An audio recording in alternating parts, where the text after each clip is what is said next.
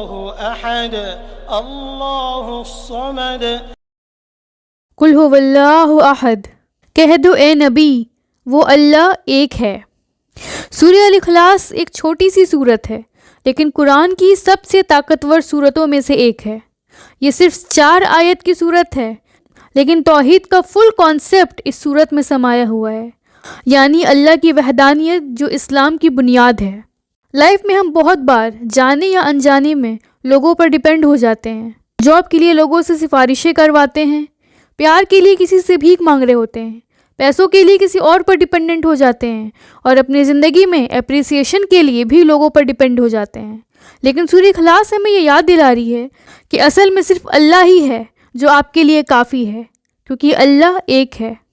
جب آپ اللہ پر پوری طرح سے توکل رکھتے ہو تو پھر لوگوں کے کھو جانے کا ڈر نہیں ہوتا۔ لوگ روٹھ جائیں گے یا آپ کو انہیں منانا پڑے گا یا لوگوں کو خوش کرنے کی ٹینشن، ان تمام چیزوں سے آپ آزاد ہو جاتے ہو۔ آپ کے دل اور دماغ میں ایک ہی بات چلتی ہے کہ اللہ راضی ہونا چاہیے، پھر لوگ راضی ہوں یا نہ ہوں۔ اللہ الصمد، یعنی اللہ بے نیاز ہے، ہمیشہ کے لیے قائم۔ دیکھیے آیت کتنا خوبصورت پیغام دیتی ہے۔ اسے یوں سمجھ لیں کہ جب آپ کا دل ٹوٹ جائے یا کوئی آپ کا درد سننے والا نہ ہو یا آپ نے کوئی پلان بنایا ہو اور وہ فیل ہو جائے، ان تمام چیزوں میں آپ ہمیشہ صرف اور صرف اللہ کی طرف ہی رجوع کریں، کیونکہ یہ آیت ہمیں ایموشنل انڈیپینڈنس سکھاتی ہے۔ کیونکہ اللہ تعالیٰ یہ کہنا چاہ رہے ہیں کہ تسلی انہی سے مانگو جو کبھی بدلتے نہیں، اور ایسی ذات صرف اور صرف اللہ ہی کی ہے، کیونکہ اللہ کے علاوہ اور تمام ذات بدل جائے گی، لیکن اللہ ہمیشہ سے قائم رہنے والی ذات ہے۔ لم یلد ولم یولد، یعنی اللہ ہیز نو پارٹنرز۔ اس کا مطلب کہ آپ اپنے ایمان کو صاف رکھیں، کسی کو بھی اللہ جیسا درجہ نہ دیں، استغفر اللہ، نہ کسی بزرگوں کو، نہ کسی مرشدوں کو، اور نہ ہی دنیا کی کسی شخص کو۔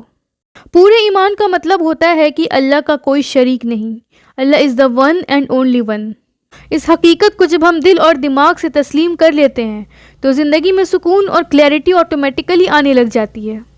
جس نے آپ کی تقدیر لکھی ہے آپ کو اس پر یقین ہونے لگ جاتا ہے، اور تمام الجھنیں دنیا کی کم ہونے لگ جاتی ہے، کیونکہ آپ کو یقین ہوتا ہے کہ اللہ نے جو آپ کے نصیب میں لکھا ہے وہ آپ کو مل کر رہے گا۔ تو آپ سب سے بلند درجہ بھی اللہ کو ہی دینے لگ جاتے ہو، کیونکہ آپ کو پتہ ہے کہ الٹیمیٹلی آپ کے پاس جو چیزیں آئیں گی وہ اللہ ہی کی طرف سے آئیں گی۔ شرک اور بدعت سے بڑا کوئی گناہ نہیں ہے۔ یہ آیت ہمیں تعلیم دیتی ہے کہ اللہ کا کوئی شریک نہیں، تو ہم سب کو شرک سے جلد توبہ کر لینی چاہیے۔ وَلَمْ يَكُنْ لَهُ كُفُوًا أَحَدٌ، یعنی اللہ ہیز نو ایکول، ہر مقابلے سے آزاد، اور کوئی اس جیسا نہیں۔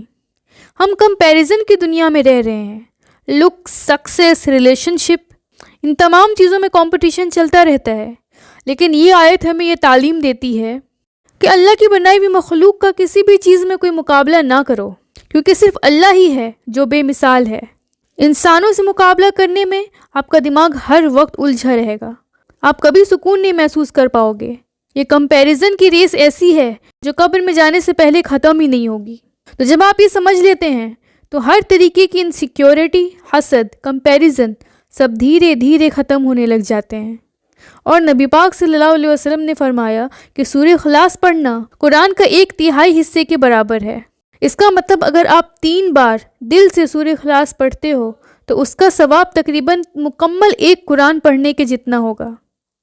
اس سورت کی ریئل لائف ٹیک اوے یہ ہے کہ جب بھی آپ دل سے تھک جاؤ یا اکیلا محسوس کرو یا آپ کو اپنی ویلیو پر ڈاؤٹ ہونے لگے تو سورہ اخلاص پڑھ کر اپنے دل اور دماغ میں اس بات کو زندہ کریں کہ آپ کبھی اکیلے نہیں ہیں، کیونکہ آپ اس رب سے جڑے ہیں جو رب کسی کا محتاج نہیں، اور وہی سب کی سنتا ہے اور سب کو نوازتا ہے۔